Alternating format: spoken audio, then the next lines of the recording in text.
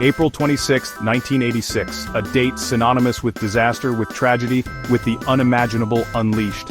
On this fateful day, reactor number 4 of the Chernobyl nuclear power plant near the city of Pripyat in Soviet Ukraine became a crucible of catastrophe. The explosion, a deafening roar that ripped through the night, tore a gaping wound in the reactor's core. It spewed forth a monstrous plume of radioactive material, a toxic cloud that climbed kilometers into the atmosphere. For countless others, the true horror of Chernobyl was only just beginning.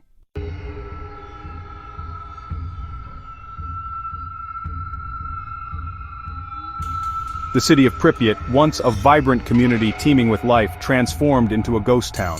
Families were torn from their homes, forced to abandon their belongings, their memories, their very lives in the wake of the invisible enemy. The exclusion zone, a circle of alienation drawn around the wounded reactor, became a chilling testament to the disaster's reach. Tales of strange occurrences, of unexplained phenomena, of an unsettling presence that lingered within the ruins. Were these merely the echoes of trauma, the psychological scars left by an unspeakable event?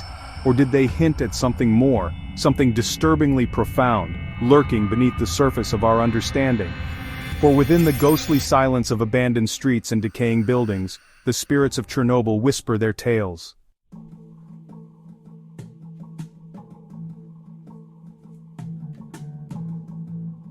The clock ticked past midnight in Pripyat. April 26, 1986, dawned like any other spring day. Unaware, unsuspecting, the residents of this Soviet city went about their lives. Children played in parks, their laughter echoing through the streets. Families gathered in their homes, the aroma of supper filling the air. At the nearby Chernobyl nuclear power plant, a routine safety test was underway. Engineers huddled in the control room, their eyes glued to instruments monitoring reactor number 4. What began as a controlled experiment, a testament to human ingenuity, would soon descend into chaos.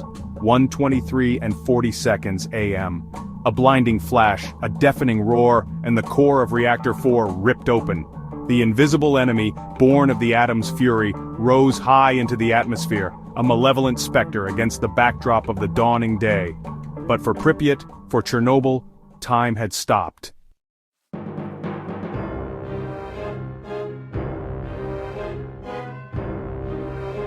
The immediate aftermath was a blur of confusion and fear. First responders, firefighters, and plant workers rushed towards the inferno, unaware of the invisible danger they faced. Their bravery, their selflessness, would be etched in the annals of history, a testament to the human spirit in the face of unimaginable peril. The air, thick with the metallic tang of radiation, carried with it silent, insidious killers.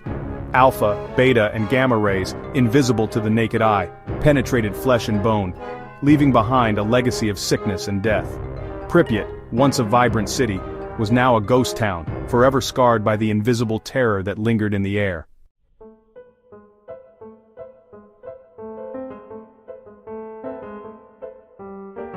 Today, Pripyat stands as a chilling monument to the devastating power of the atom. Buildings stand empty, their windows like vacant eyes staring out at the encroaching forest. Children's toys lie scattered on the floors of abandoned kindergartens, a poignant reminder of the life that once thrived here. The Ferris wheel, a symbol of joy and laughter, now creaks eerily in the wind, a skeletal reminder of a time gone by. Nature, ever resilient, has begun to reclaim its dominion. Trees sprout from rooftops, their roots burrowing deep into the concrete, slowly but surely dismantling the structures that once defined this place.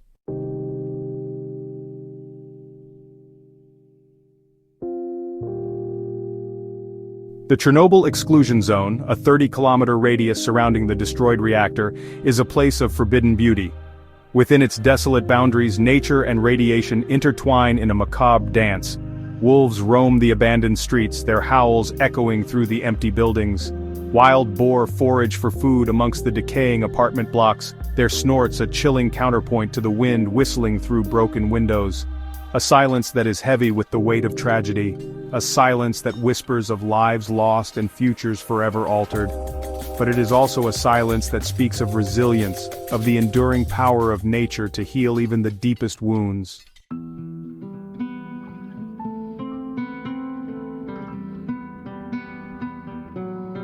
The Chernobyl exclusion zone, a sprawling testament to human ambition and its catastrophic potential. More than just a contaminated wasteland, it stands as a spectral landscape, a place where the veil between realities seems to thin. The very air, heavy with the memory of tragedy, crackles with an unseen energy. Gone are the familiar sights and sounds of human habitation, the laughter of children, the hum of traffic, the comforting rhythm of daily life, all replaced by an unsettling silence. The Chernobyl exclusion zone, a place forever suspended between what was and what might have been, beckons us to explore the unseen.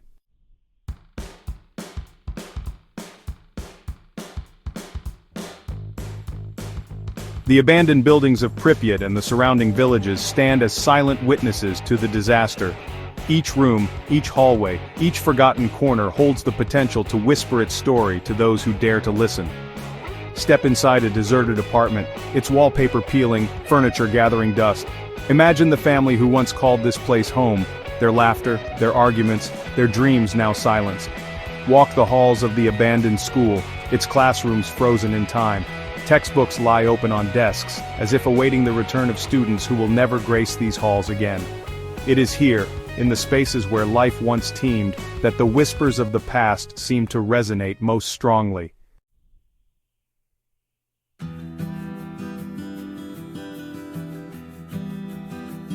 The human mind, a complex and enigmatic organ, possesses an uncanny ability to retain memories, both personal and collective. These memories, like invisible threads, connect us to the past, shaping our perceptions of the present and influencing our expectations for the future. In a place like Chernobyl, where tragedy and loss are woven into the very fabric of the landscape, it is perhaps inevitable that memories, both real and imagined, would take on a life of their own. Some survivors of the disaster report experiencing vivid flashbacks, their senses flooded with the sights, sounds, and even smells of that fateful day. Others speak of a lingering sense of unease, a feeling of being watched or followed, even in the absence of any visible threat. Could it be that the shadows of memory, etched into the very landscape of Chernobyl, are reaching out to us, whispering their stories, begging us to remember?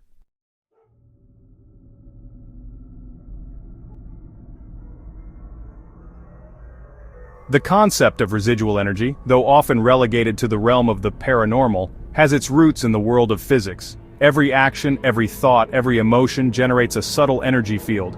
The Chernobyl exclusion zone, with its history of sudden loss, unimaginable fear and heroic sacrifice, is undoubtedly a place where residual energies would be particularly potent. The very air seems to crackle with an unseen force, a palpable tension that sends shivers down the spines of even the most skeptical visitors. Some sensitive individuals report feeling overwhelmed by a sense of sadness, grief, and even anger when they enter the zone. Could these unseen forces be attempting to communicate with us, to share their stories, to warn us of the dangers of repeating the mistakes of the past?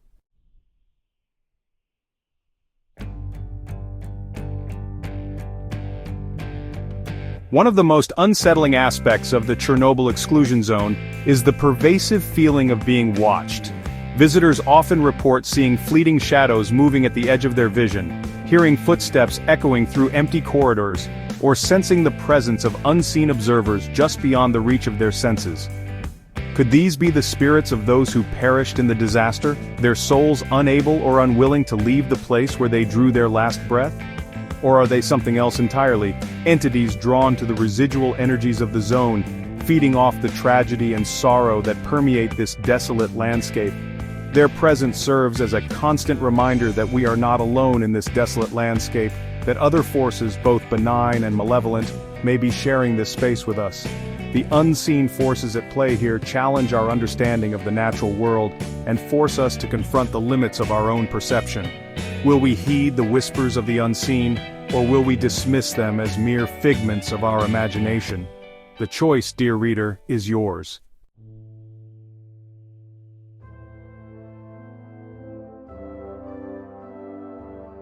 The stories of Chernobyl are not just about radiation and ruins. They are about people. People whose lives were irrevocably altered on that fateful April night. People like Yekaterina Petrovna, a grandmother who still remembers the day the world shifted on its axis. It was a Saturday, she begins, her voice a low murmur, heavy with the weight of years. The sun was shining, birds were singing. My granddaughter Anya was playing in the courtyard with her dolls.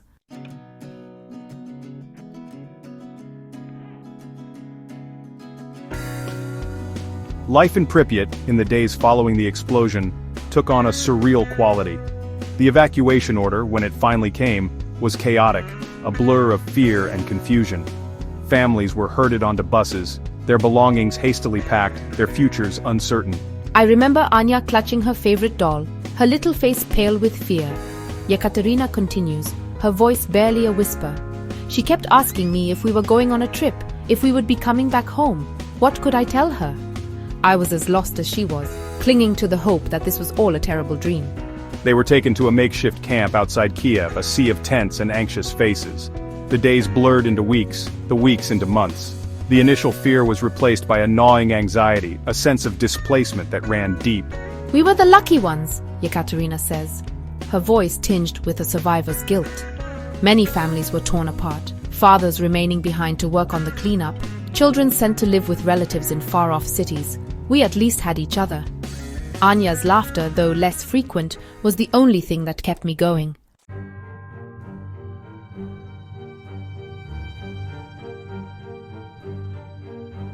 But the invisible enemy, insidious and relentless, had already claimed its victims.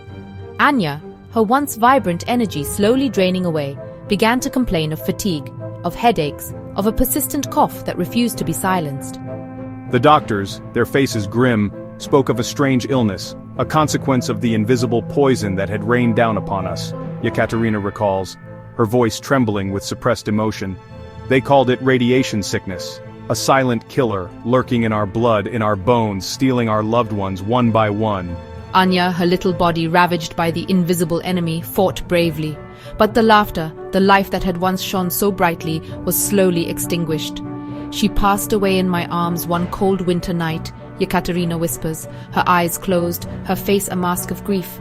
The blue eyes, once so full of life, were now dull and lifeless. The laughter, my Anya's laughter, was gone forever.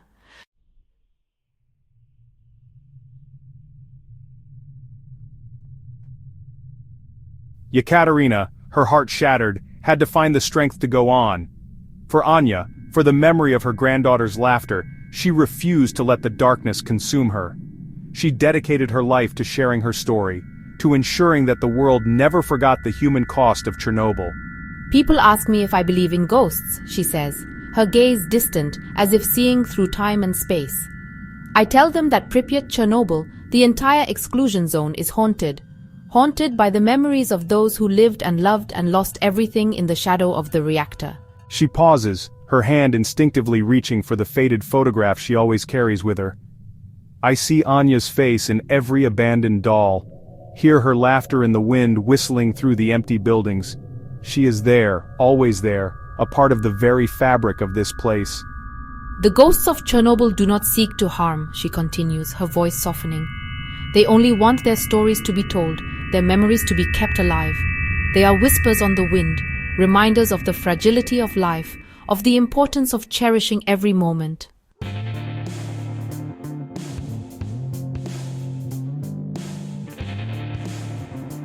Yekaterina's story is just one of thousands, each a poignant reminder of the human toll of the Chernobyl disaster. The exclusion zone, with its abandoned buildings and overgrown landscapes, stands as a stark testament to the enduring power of the atom, but also to the resilience of the human spirit. Though the laughter of children may be absent, though the streets may be empty, the memories of those who once called this place home linger on. They whisper through the trees, echo through the empty rooms, and live on in the hearts of those who survived. The ghostly whispers of Chernobyl are not just tales of tragedy and loss. They are stories of love, of courage, of the unbreakable bond between a grandmother and her granddaughter. They are a reminder that even in the darkest of times the human spirit can endure, that love transcends even death, and that the echoes of laughter can still be heard, if we only know how to listen.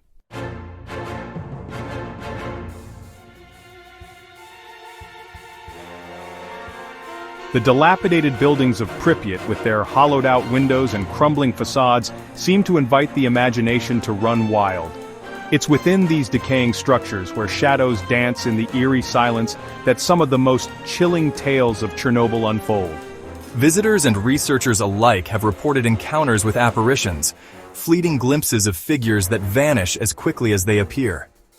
One recurring account tells of a lone figure, a woman in a tattered dress, spotted staring forlornly out of a high-rise window. Those who claim to have seen her describe a profound sadness emanating from her, a palpable aura of grief and longing. Is this the spectral residue of a mother forever waiting for the return of a child who will never come home? Others speak of shadowy figures darting through the corridors of the abandoned hospital, their forms indistinct, but their presence undeniable. Are these the restless spirits of those who succumbed to radiation sickness within its walls? Their final moments etched into the very fabric of the building. While some may dismiss these sightings as tricks of the light or the power of suggestion, there are those who believe they offer a glimpse into a realm beyond our understanding. Could these apparitions be the echoes of lives tragically cut short, seeking solace or perhaps even attempting to communicate with the living?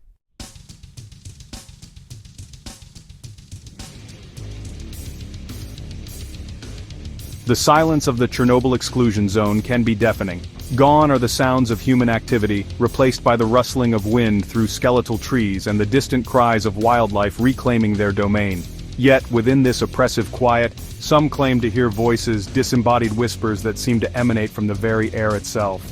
Researchers exploring the abandoned buildings often report hearing faint conversations, snippets of laughter, or even the heart-wrenching sobs of a child, only to find themselves completely alone when they turn to investigate. Are these the lingering echoes of a time when Pripyat pulsed with life? Or could they be something more? Electronic voice phenomena, or EVP, recordings captured by paranormal investigators have yielded chilling results. Amidst the static and white noise, voices can be heard, some clear and distinct, others distorted and unintelligible. Whispered pleas for help, fragments of conversations in Russian, and even the sound of children playing have been documented, sending chills down the spines of even the most hardened skeptics. Are these voices from the ether attempts at communication from a realm beyond our comprehension? Do they carry messages from those lost in the disaster, seeking to connect with the living, or perhaps to share their stories of tragedy and survival?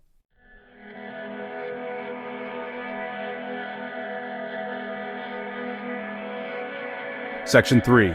The Phantom Liquidators. In the aftermath of the Chernobyl disaster, an army of over 600,000 liquidators bravely confronted the invisible enemy. Tasked with containing the disaster, these courageous men and women faced unimaginable dangers. Many made the ultimate sacrifice, their lives cut short by radiation poisoning. The legend of the Phantom Liquidators has taken root in Chernobyl folklore. Some visitors claim to encounter figures in protective gear, their suits appearing faded and worn, as if from another era. These spectral figures are seen performing cleanup tasks, their movements mechanical, expressions hidden. Are these phantom liquidators restless spirits, their souls bound to their sacrifice? Or a manifestation of collective guilt and gratitude, a psychological projection of the debt owed to these heroes? The tales of the phantom liquidators remind us of the human cost of Chernobyl, a testament to the bravery of those who risked their lives.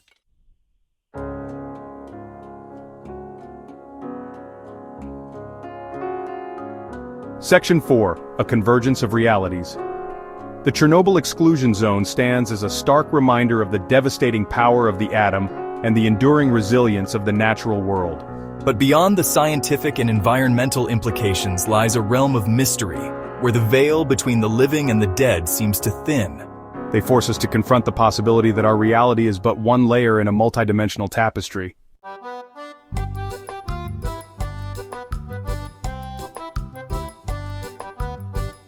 Section 1. Echoes in the Silence.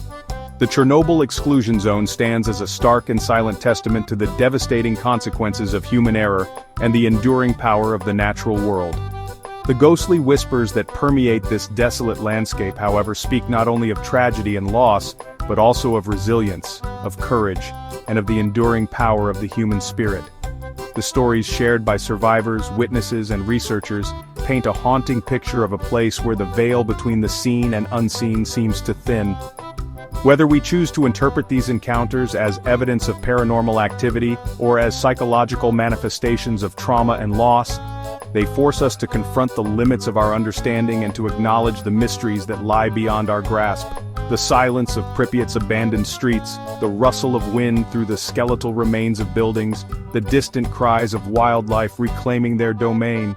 These are the sounds of a world forever changed. Yet, within this symphony of desolation, there is a faint but persistent melody of hope, a testament to the enduring power of life to adapt, to persevere, and to find a way forward even in the face of unimaginable adversity.